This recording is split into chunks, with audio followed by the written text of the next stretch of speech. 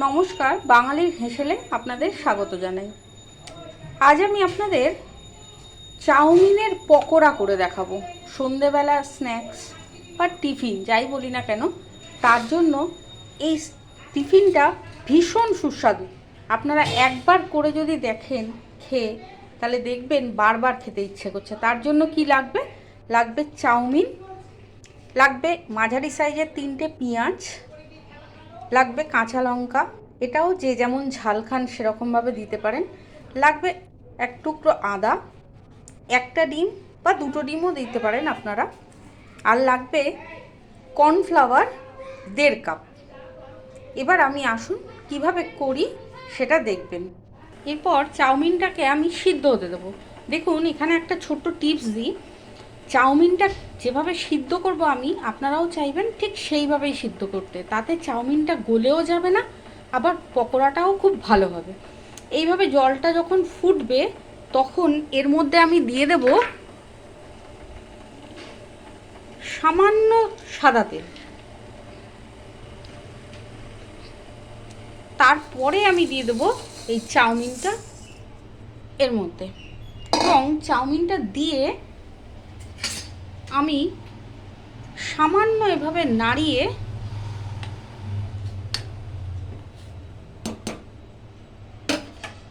গ্যাসের নবটাকে বন্ধ করে দেব এবং চাউমিনটাকে ঢাকা দিয়ে রেখে দেব 5 থেকে 7 মিনিট। এদিকে চাউমিনটা সিদ্ধ করতে বসিয়ে আমি পেঁয়াজগুলোকে কুচি করে কেটে নিয়েছি আদাগুলো, কাঁচা লঙ্কাটাও কুচো করে কেটে নিয়েছি। এখানে বলে রাখি, আপনারা এখানে ক্যাপসিকাম দিতে পারেন টুকরো টুকরো করে ছোট ছোট। এছাড়া অন্য কোনো রকম সবজি এই পকোড়াটার মধ্যে ভালো লাগে না অতটা। আমি অনেকবারই করে দেখেছি বিভিন্ন রকম সবজি দিয়ে, কিন্তু খুব একটা ভালো লাগে না, তাই এটা প্লেন করলেই ভালো। আর দিতে পারেন একটু টমেটো, সেটাও আবার মানে খুব একটা যে স্বাদের হয় তাও নয়, তবে এটা একদমই যদি এই কটা আইটেম দিয়ে করেন তাহলে আরও বেশি ভালো লাগবে। ঠিক দেখুন 5 মিনিট বাদে আমি চাউমিনটাকে এবার দেখাচ্ছি আপনাদের তুলে। চাউমিনটা কিন্তু খুব গলে যায়নি, আবার নরমও হয়েছে। এমন অবস্থায় আপনারা এটাকে জল ঝরিয়ে নেবেন। এই যে দেখুন, আমি একদম জল ঝরিয়েছি, আর চাউমিনটাও পুরো শলা শলা মতো রয়েছে, কোনো রকম গলে যায়নি চাউমিনটা। এবার একটা বাটিতে এই চাউমিনটাকে নিয়ে নেব। চাউমিনটা এবার একটু ঠান্ডা হয়ে গেছে, হাত দিয়ে দেখা যাচ্ছে। আর আমাদের বাঙালিদের হাতই হচ্ছে সব থেকে বড় চামচ, কোনো চামচ লাগবে না, হাত দিয়েই এটা করবেন, তাতে মাখাটা বেশ ভালো হবে। এক এক করে পেঁয়াজ কুচিয়ে রাখা, কাঁচা লঙ্কা কুচিয়ে রাখা, আদা কুচিয়ে রাখা, এগুলোকে এক এক করে দিয়ে দিলাম। আর এতে আপনারা বাড়িতে যদি সোয়া সস থাকে তাহলে সোয়া সস 1 চামচ দিতে পারেন, আর যদি না থাকে তাহলে দেওয়ার প্রয়োজন নেই। এবার দেবো এর মধ্যে যে 1.5 কাপ মতো কর্নফ্লাওয়ার রেখেছিলাম, সেই কর্নফ্লাওয়ারটা, আর দিয়ে দেবো এই একটা ডিম।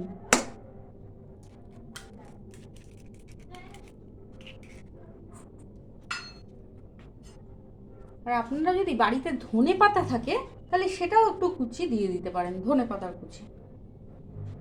এরপর এর মধ্যে দেবেন স্বাদ মতো নুন, আর ধীরে ধীরে হাত দিয়ে আগে ভালো করে মাখিয়ে নেবেন। তারপরে যতটা জল প্রয়োজন হবে সেই জলটা এর মধ্যে দেবেন।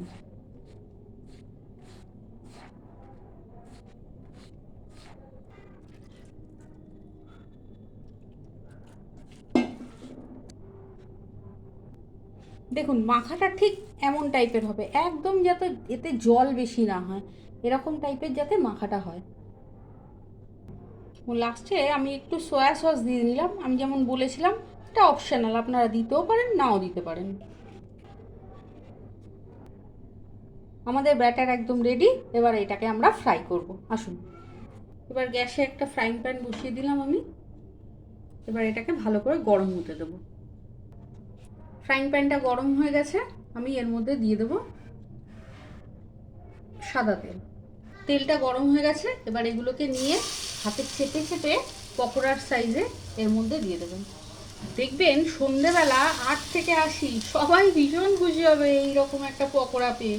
আর আমি হলপ করে বলতে পারি যে এই রকম পকোড়া আপনারা আর কোথাও দেখেননি।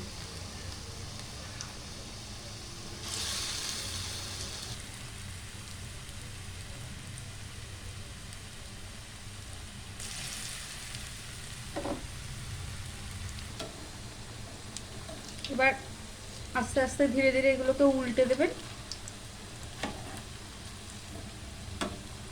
আর আমাকে কমেন্ট বক্সে জানাবেন আপনাদের কেমন লাগলো এটা খেয়ে নিজেরা করে।